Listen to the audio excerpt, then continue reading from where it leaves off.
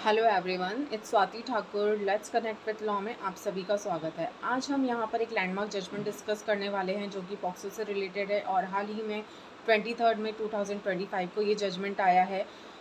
ये जो जजमेंट है ये एक्यूज़ के थ्रू सुप्रीम कोर्ट में suo motu writ petition file की गई थी और इसे जो ऑफिशियल नेम दिया गया है राइट टू प्रिवेसी ऑफ अडोलेंस, इस केस को ऑफिशियल नेम दिया गया है। अब अगर हम यहाँ पर पॉक्सो की बात करें, जिन्हें भी ये नहीं पता है कि पॉक्सो होता क्या है, उन्हें मैं ये सरल भाषा में बताना चाहूँगी। POCSO means protection of children from sexual offences. जो भी 18 साल से कम उम्र के बच्चे होते हैं उनकी सुरक्षा के लिए, सेक्सुअल ऑफेंसेस से उनकी सुरक्षा के लिए ये एक्ट बनाया गया है।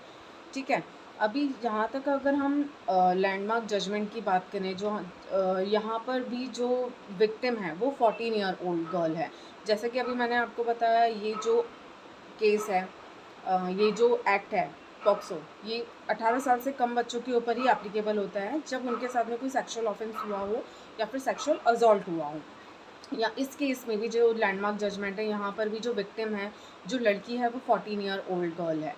ठीक है। अभी यहाँ पर जो जो 14 ईयर ओल्ड गर्ल है उसका लव अफेयर होता है, लव एंड अफेक्शन होता है उसके नेबर से। नेबर भी उसको पसंद करता है जो कि उससे लगभग 7 से 8 साल बड़ा है। अब यहाँ पर लव एंड अफेक्शन के कारण दोनों में सेक्सुअल रिलेशनशिप्स होते हैं। अ, और कहीं ना कहीं जो लोगों को पता चलता है, ये सब उनके जो सोसाइटी वाले होते हैं लोगों को पता भी चलता है आसपास के। और लड़की जो है वो अपना घर छोड़ के लड़के के घर जाकर रहने लग जाती है। जब लड़की लड़के के घर जाकर रहने लग जाती है, लड़की की जो माँ रहती है, लड़की की माँ उसे एजुकेशन में पूरा सपोर्ट करती है और बार बार लड़की के घर जाती है उसे देखने के लिए, उससे उनको बोलने के लिए कि भाई हमारी लड़की हमें वापस दे दो। बट जो लड़की है, जो विक्टिम है यहाँ पर, वो आने के लिए एग्री नहीं होती। अब जहाँ पर जो है, जब लड़की वहीं लड़के के घर में रह रही होती है, बाय दिस टाइम लड़की प्रेग्नेंट हो जाती है। अब लड़की यहाँ तक भी सब कुछ ठीक चल रहा था कि लड़की की माँ भी उसे कहीं ना कहीं सपोर्ट कर रही है एजुकेशन में और हर चीज़ में, क्योंकि अ, लड़की की माँ भी उसे सपोर्ट कर रही है अभी। लेकिन इसके बाद में जब लड़की की डिलीवरी होती है वहाँ पर उसे बेबी गर्ल होती है। अब बेबी गर्ल होने के बाद में, क्योंकि लड़की अंडर एज है, लड़की 14 ईयर्स ओल्ड है, तो उसे पुलिस को इन्फॉर्म किया जाता है और पुलिस जो है वो लड़की के हस्बैंड को, मीन्स एक्यूज को, अरेस्ट करके लेके जाती है। अब जब पुलिस अरेस्ट करके लेके जाती है उसके बाद में जो लड़की की माँ है, जो थोड़ा बहुत उसे सपोर्ट कर रही थी, वो भी उसे सपोर्ट करना बंद कर देती है और लड़की को और लड़की का जो बेबी होता है, जो बेबी गर्ल होती है, उन दोनों को वो लोग अबेंडन कर देते हैं, निकाल देते हैं घर से कि हमारा तुमसे कोई रिश्ता नहीं है। अब यहाँ पर जब लड़की जो है वो अकेले रह रही है, अकेले ही अपने बच्चे को भी देख रही है, उसके बाद में उसके हस्बैंड को जब अरेस्ट कर लिया गया है, तो अरेस्ट करने के बाद में वो लड़की कैसे भी पैसा अरेंज करती है, उधार लेकर जाती है और उधार लेकर एडवोकेट हायर करती है और उसकी बेल करवाने की कोशिश करती है। बट जो पॉक्सो के लिए जो स्पेशल कोर्ट होती है, पॉक्सो स्पेशल कोर्ट से भी उसे बेल नहीं मिलती है और पॉक्सो कोर्ट में जब ट्रायल चलता है तो एक्यूज़ को कन्विक्शन दिया जाता है। अब कन्विक्शन के अगेंस्ट में जो एक्यूज़ है, उन लोगों ने पहले कलकत्ता हाई कोर्ट में एक अपील दायर की थी। अपील में भी जो है उसका जो कन्विक्शन है वो सेट असाइड नहीं, कलकत्ता हाई कोर्ट में वो लोग गए। कलकत्ता हाई कोर्ट के बाद में भी वहाँ पे मामला सेटल नहीं हुआ, लेकिन उसके बाद में फिर जब सुप्रीम कोर्ट में जाते हैं, सुप्रीम कोर्ट में जाकर ये जो चीज़ें सुप्रीम कोर्ट ने देखी और सुप्रीम कोर्ट ने इस मैटर की जो फैक्ट्स हैं उसको कंसीडर किया। वहाँ उन्होंने देखा, जब इन डेप्थ उन्होंने पूरा फैक्ट्स देखा, तब सुप्रीम कोर्ट में जो कमेटी रहती है, उन लोगों ने, जो जजेस रहते हैं, उन लोगों ने कुछ जजेस की और मेंबर्स की कमेटी ऑर्गेनाइज करी, ताकि ये जो केस है, इस केस के फैक्ट्स बहुत थोड़े अलग हैं अभी तक के जितने भी केस आए हैं उनसे। तो जो भी केसेस हम लोगों ने अभी तक देखे थे, उन लोगों को डिसीजन करने में इतना ज़्यादा प्रॉब्लम हो रहा था। रीज़न ये है कि हमारा जो लॉ है, हम लॉ क्या कहता है कि ऑफेंस तो हुआ है, ठीक है, अगर लड़की अंडर एज है, शादी हो गई, जो भी हुआ, लेकिन ऑफेंस तो हुआ है तो सज़ा तो देनी पड़ेगी।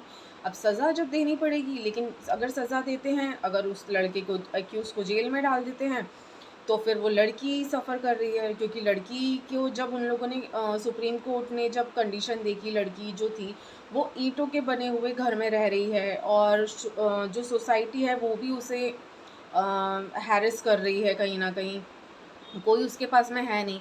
वो लड़की बहुत ही ज़्यादा बुरी हालत में रहती है, क्योंकि उसके पास में पैसा भी नहीं है और वो लड़की बच्ची है, तो उसके पास में ना तो वो उसकी कुछ एजुकेशन हो पा रही है, ना ही कुछ वो अर्न कर पा रही है, और वो अपने बेबी को भी अकेले ही देख रही है। तो ये रीज़न से मतलब यहाँ पर जो है सुप्रीम कोर्ट ने सारे फैक्ट्स कंसीडर किए, और कहीं न कहीं यहाँ पर सुप्रीम कोर्ट ने ये जो फैक्ट्स हैं इनको कंसीडर करते हुए कन्विक्शन तो रखा, ठीक है। एक्यूज़ जो है उसको एक्विटल नहीं दिया है, अभी भी उसका कन्विक्शन है, ठीक है। क्योंकि ऑफेंस हुआ है और लॉ के अकॉर्डिंगली हमें कन्विक्ट तो करना ही पड़ेगा, क्योंकि जो भी मिनिमम पनिशमेंट होती है वो हमें देनी पड़ेगी। लॉ में और कोई ऑप्शन हमारे पास नहीं बचता है। अब जो है, लेकिन अगर कन्विक्शन देते हैं और अगर जो एक्यूज़ है, जो कि लड़की का हस्बैंड है, अगर उसे जेल में भेजा जाता है, तो फिर लड़की को कौन देखेगा? उसके बच्चे को कौन देखेगा, राइट? तो ये चीज़ें जो हैं, ये सब कंसीडर करते हुए, क्योंकि जो वो है, एक्यूज़ है, वही उसके साथ में अकेले रह रहा था, और जो लड़की है वो भी बार-बार यही प्रयास कर रही है कि भई मेरे हस्बैंड को छोड़ दो, मेरा जो जो एक्यूज़ है उसे छोड़ दिया जाए, क्योंकि वही उसके साथ में रहना चाहती है। इन सब चीज़ों को, फैक्ट्स को कंसीडर करते हुए यहाँ पर जजमेंट इस तरीके से आया है कि सुप्रीम कोर्ट ने कन्विक्शन को नहीं हटाया, पर जो एक्यूज़ है उसे जेल भी नहीं भेजा गया है। ये इस टाइप का जो जजमेंट है, ये पहली बार पॉक्सो में आया है कि कन्विक्शन है बट नो जेल। अब यहाँ पर जो है यहाँ पर जो है सुप्रीम कोर्ट ने स्टेट को कुछ गाइडलाइंस या कुछ इंस्ट्रक्शंस प्रोवाइड किए हैं कि लड़की अंडर एज है, 14 इयर्स है, तो उसकी एजुकेशन के लिए उसकी उसे रिहैबिलिटेशन सेंटर भेजा जाए, और उसकी एजुकेशन के लिए और उनके रहने के लिए कुछ मदद की जाए, शेल्टर प्रोवाइड किया जाए उसे। और उसके अलावा इस तरीके से देखा जाए कि उसका जो बेबी है, इन लोगों को कोई भी रहने में प्रॉब्लम नहीं होनी चाहिए।